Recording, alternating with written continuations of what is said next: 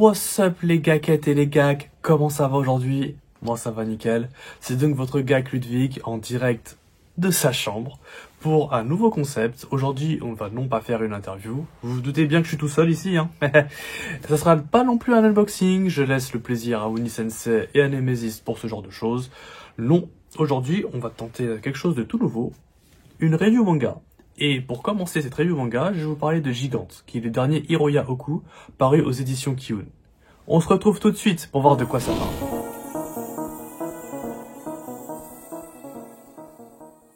Donc Gigante, de quoi est-ce que ça parle?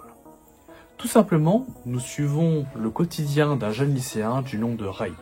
Celui-ci est passionné de films et de pop culture. Et également, c'est un grand fan d'une actrice pornographique du nom de Papiko.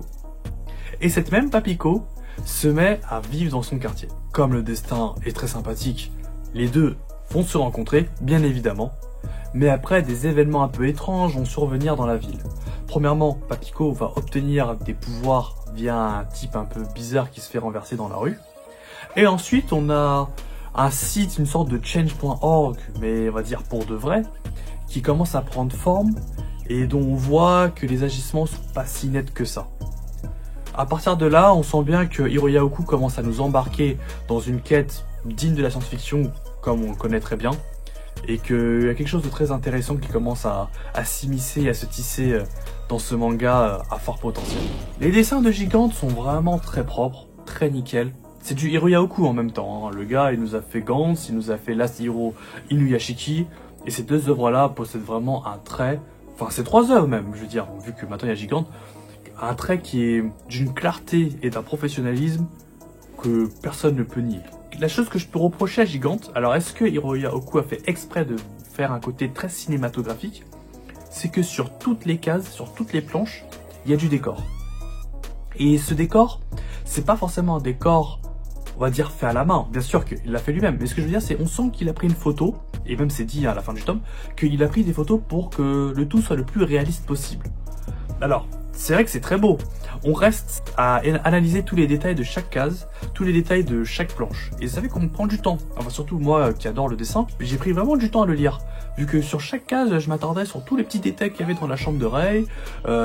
Ensuite, une fois qu'on est dans l'appartement de Papiko, bah, je regardais tous les détails qu'il y avait dans son appartement. Et c'est tout le temps comme ça. Et ça fait que ça peut casser une certaine fluidité. On passe du temps sur chaque page. Alors que comme dans les shonen où il y a des cases blanches, où il n'y a que les personnages, on regarde tous les personnages et basta et on tourne. Tandis que là, c'est vrai que ça peut prendre un peu de temps, mais en même temps, ça donne ce côté très cinématographique au bouquin finalement. On n'a même plus l'impression de lire un manga, mais même de regarder une storyboard pour un film, voire même de regarder un film finalement. Ce que j'en ai pensé de ce tome de Gigante, bah, pour tout vous dire, j'ai beaucoup apprécié la lecture. Quand j'ai terminé le tome, c'est là où je me suis dit, ah, les choses sérieuses commencent. J'ai pu entendre certaines critiques qui disaient comme quoi que c'était le plus mauvais Hiroya Oku. Entre Gantz et Last Hero Inuyashiki, comme si l'auteur n'avait plus d'idées. Et là, en fait, je suis pas vraiment d'accord. Le speech de base est quand même plutôt intéressant. Une actrice pornographique qui obtient des super pouvoirs. Et quand même, les gars, c'est pas tous les jours qu'on voit un truc pareil. Même si, pour tout vous dire, le côté actrice porno, il tient sur deux planches à tout péter, en fait. Ce côté-là, j'ai senti que c'était qu'un prétexte. Elle aurait pu juste être actrice, tout simplement, voire être Goncourt de littérature, ça serait revenu à la même. Ensuite, au niveau de la lecture, bah, comme je vous dis, j'ai bien aimé. C'est fluide. L'action, il n'y a pas vraiment d'action. Également, pour du Hiroya Oku, bah, avec surprise, il y a très peu de violence.